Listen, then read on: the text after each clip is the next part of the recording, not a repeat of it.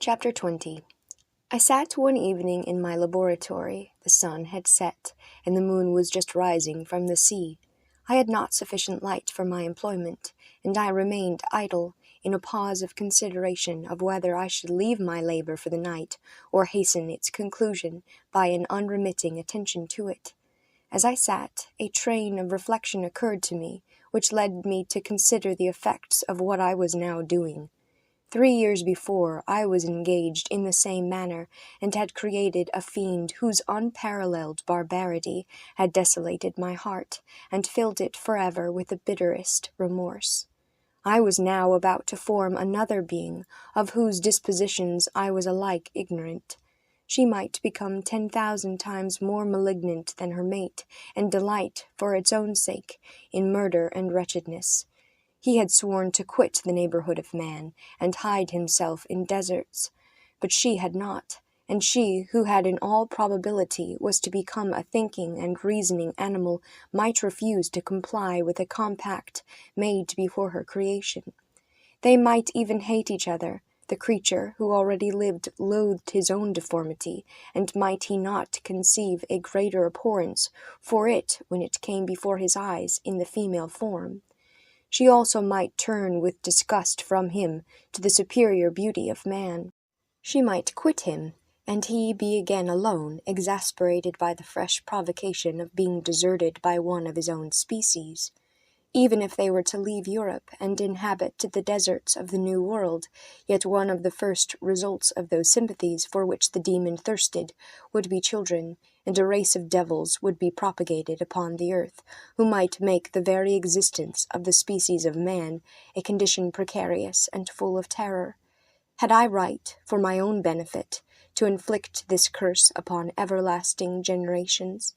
I had before been moved by the sophisms of the being I had created.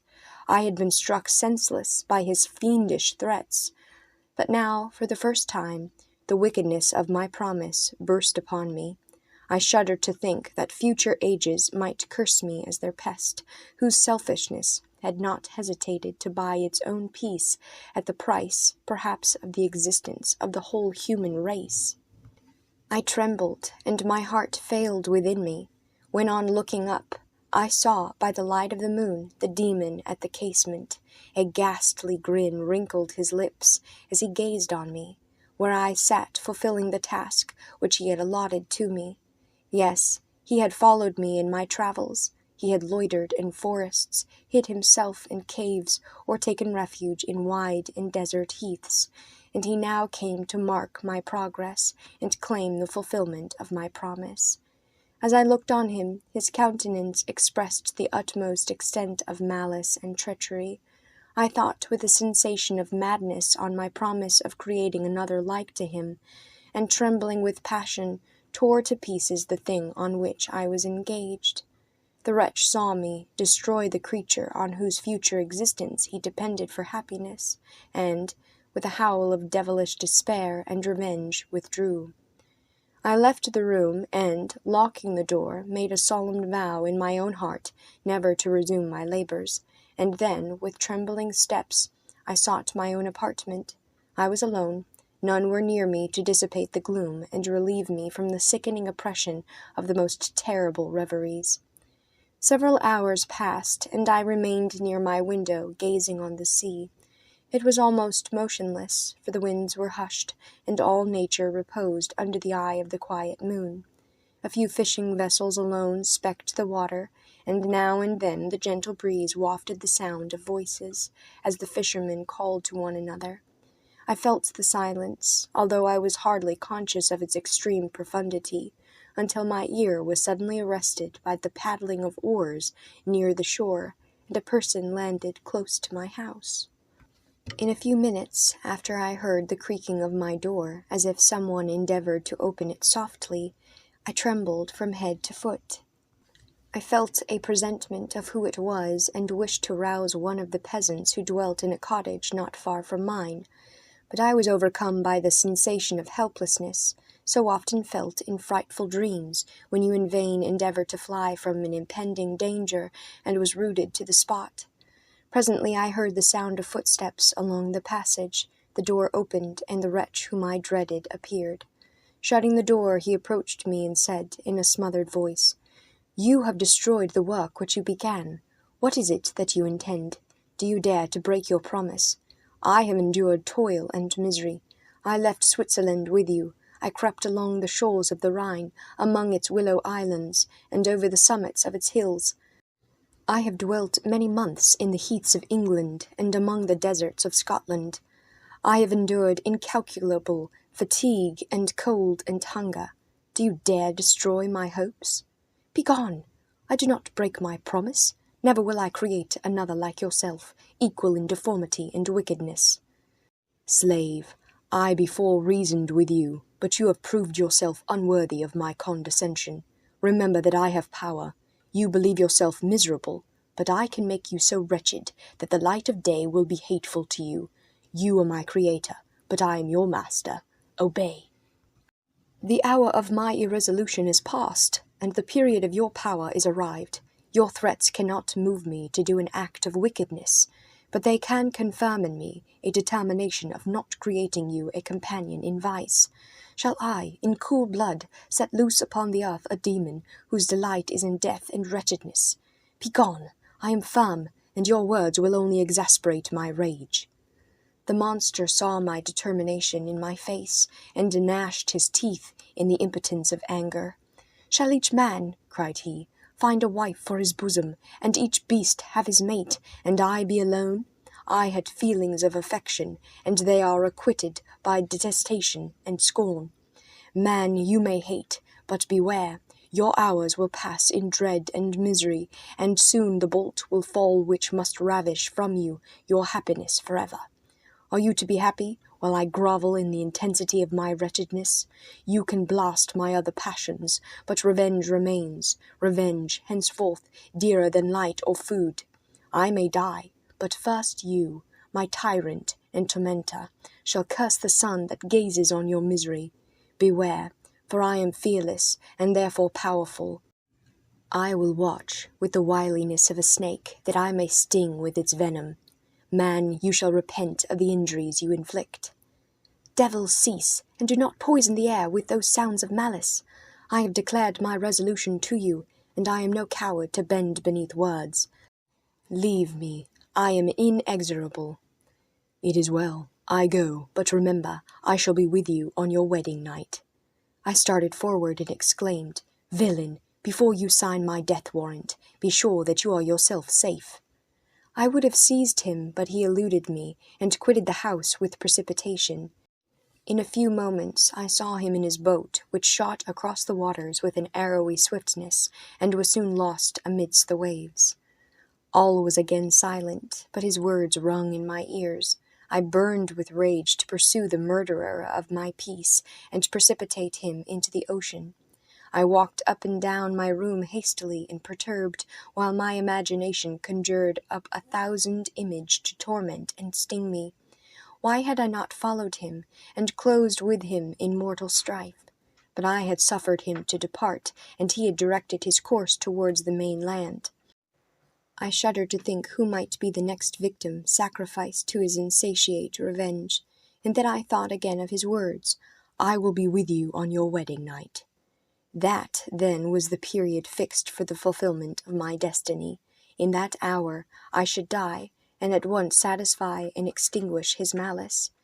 The prospect did not move me to fear, yet when I thought of my beloved Elizabeth, of her tears and endless sorrow when she should find her lover so barbarously snatched from her, tears, the first I had shed for many months, streamed from my eyes, and I resolved not to fall before my enemy without a bitter struggle.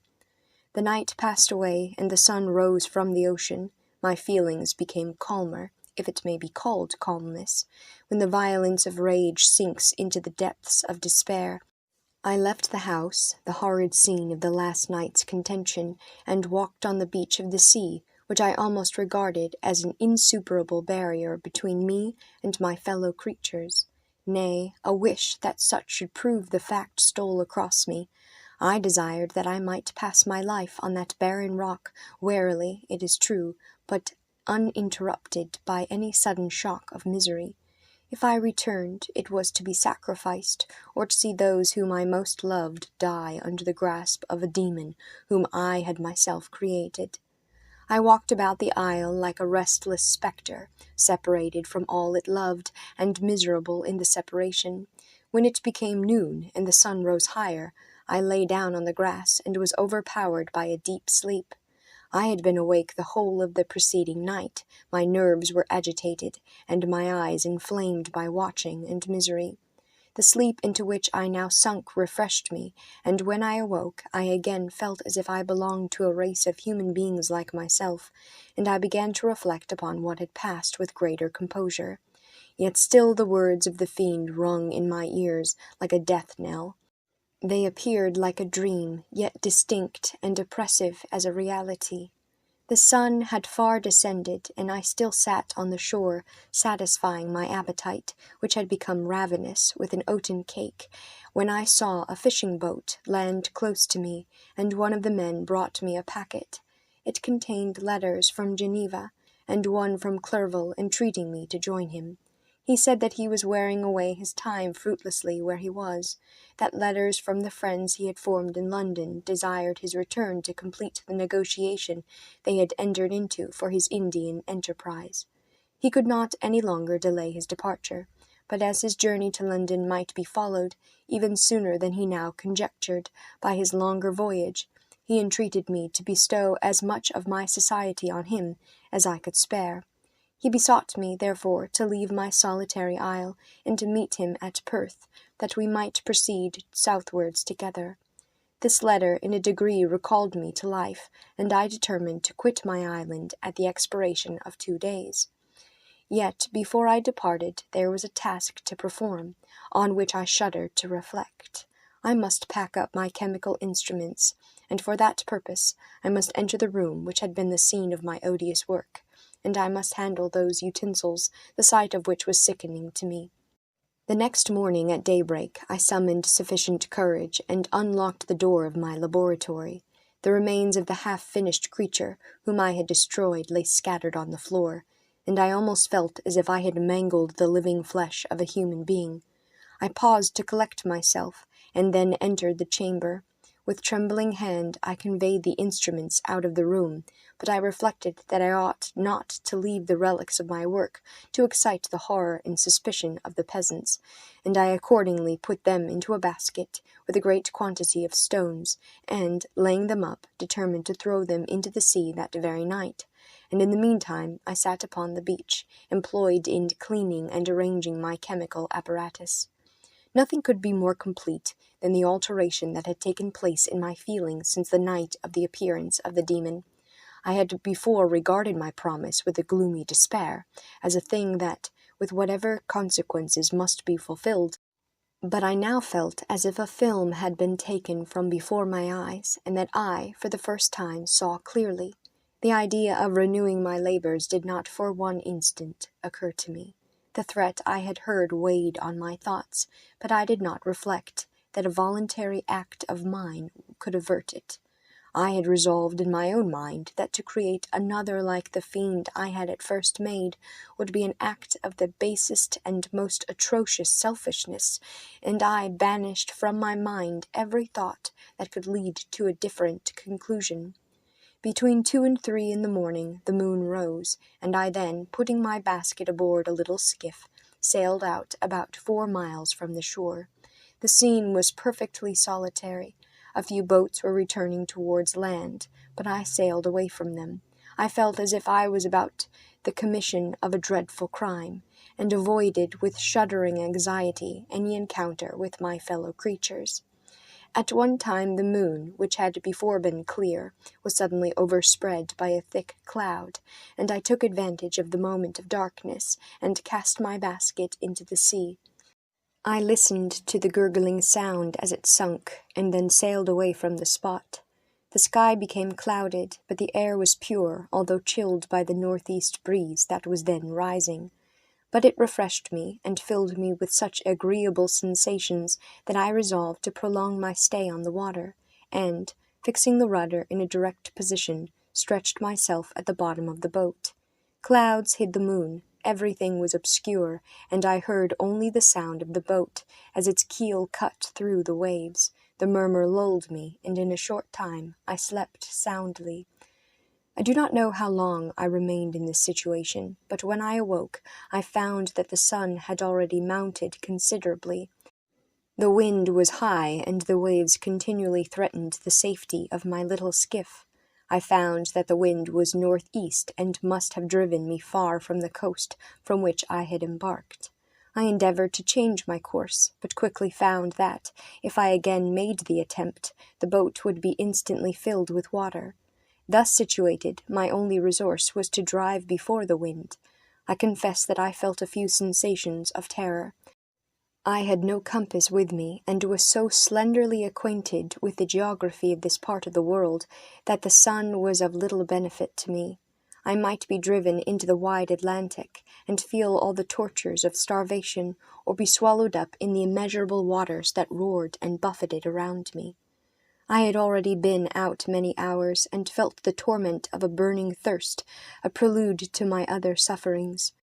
I looked on the heavens, which were covered by clouds that flew before the wind, only to be replaced by others. I looked upon the sea, it was to be my grave. "Fiend," I exclaimed, "your task is already fulfilled." I thought of Elizabeth, of my father, and of Clerval, all left behind, on whom the monster might satisfy his sanguinary and merciless passions.